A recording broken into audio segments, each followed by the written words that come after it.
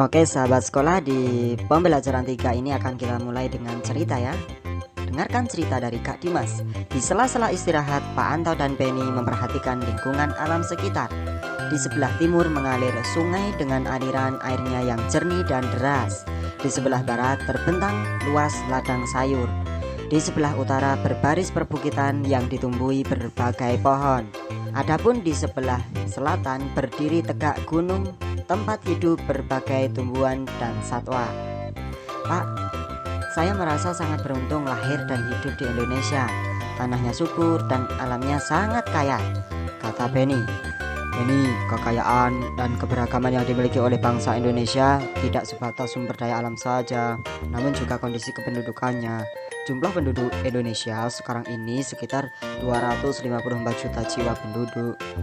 Nah, penduduk tersebut tersebar hampir di 13.466 ribu pulau yang ada menurut Kepala Badan Informasi Geospasial. Dari Sabang sampai Merauke, masing-masing pulau atau wilayah memiliki beragam suku, adat, budaya, ras, agama, dan golongan. Dari sekitar banyak penduduk tersebut juga terdiri atas beragam latar belakang pendidikan, ekonomi, sosial, dan budaya. Jelas Pak Anto. Wah, saya makin bangga jadi anak Indonesia, sahut Penny. Nah, sekarang kita saatnya mengamati. Di layar sudah ada peta kepadatan penduduk Indonesia menurut provinsi tahun 2010. Silakan diamati peta tersebut. Berdasarkan peta di atas, jawablah pertanyaan-pertanyaan berikut ini. Ada 5 pertanyaan. Oke, kita bahas satu persatu. Pertanyaan pertama, pulau manakah yang paling padat penduduknya di Indonesia? Ya, yaitu Pulau Jawa. Oke, pertanyaan yang kedua, pulau manakah yang paling sedikit penduduknya di Indonesia? Jawabannya adalah Pulau Papua. Di Pulau Papua paling sedikit penduduknya. Kemudian pertanyaan yang ketiga, berapakah jumlah kepadatan penduduk Provinsi Lampung?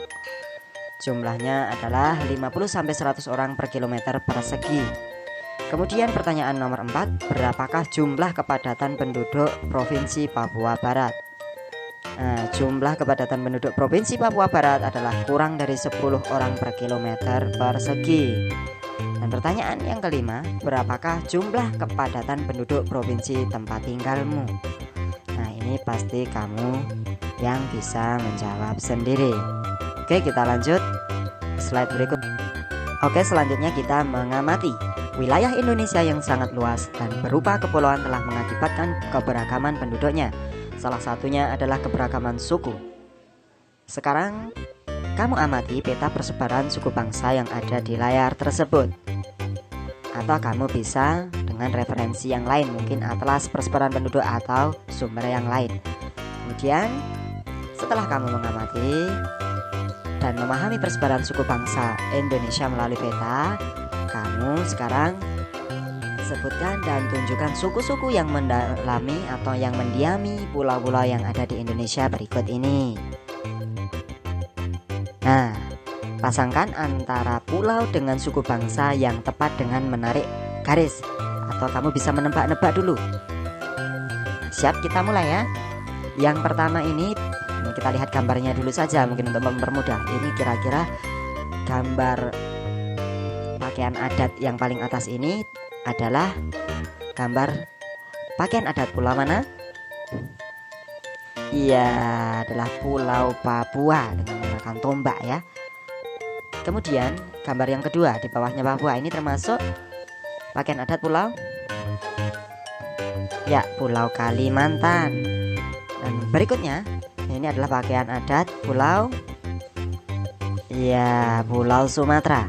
Dan yang berikutnya pasangan putra dan putri ini termasuk pakaian adat Pulau Nusa Tenggara. Dan berikutnya ini paling familiar tentunya untuk yang mendiami Pulau Jawa ya, ini adalah masuk Pulau Jawa. Dan berikutnya yang paling bawah, nah ini juga tidak asing, adalah pakaian adat atau budaya Pulau Bali.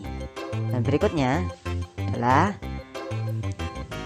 Maluku ya, Pulau Maluku. Dan yang paling bawah adalah pakaian adat Pulau Sulawesi. Mudah sekali kan? Oke sahabat, kita lanjutkan. Sekarang saatnya kita membaca. Di layar sudah ada teks bacaan yang cukup panjang. Sekarang kita baca. Judulnya adalah Kerukunan Umat Beragama di Indonesia. Kerukunan umat beragama merupakan bentuk hubungan antar manusia yang damai berkat adanya toleransi beragama. Toleransi beragama adalah suatu sikap saling mengerti dan menghargai tanpa adanya sikap membeda-bedakan dan mengecilkan umat agama lain. Kerukunan umat beragama sangat penting bagi bangsa Indonesia untuk mencapai kesejahteraan hidup. Seperti yang telah kita ketahui bahwa Indonesia memiliki keragaman yang begitu banyak. Salah satunya adalah agama.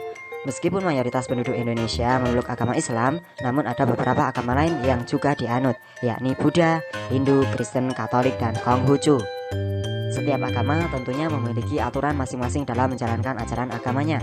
Namun, perbedaan ini bukanlah alasan menjadi pemecah belah, namun justru menjadi pemersatu dan memperkaya nilai-nilai dalam masyarakat.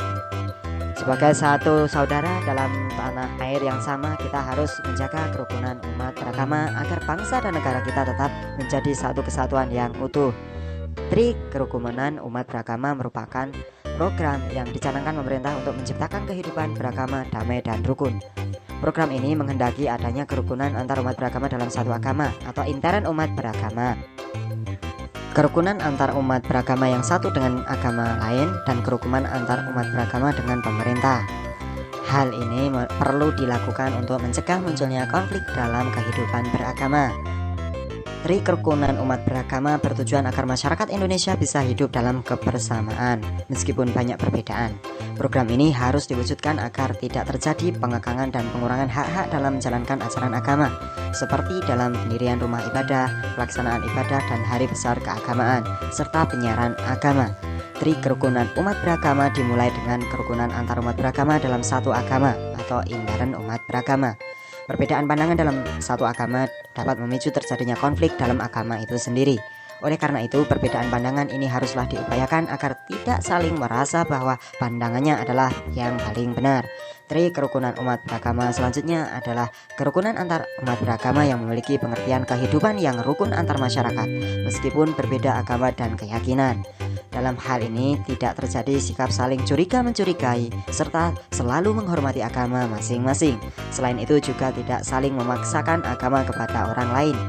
Adapun Tri Kerukunan Umat Beragama yang terakhir adalah kerukunan antar umat beragama dengan pemerintah, mengandung pengertian bahwa tiap-tiap umat beragama dapat bekerja sama dan bermitra secara baik dengan pemerintah dalam menjaga kehidupan bermasyarakat, berbangsa, dan bernegara.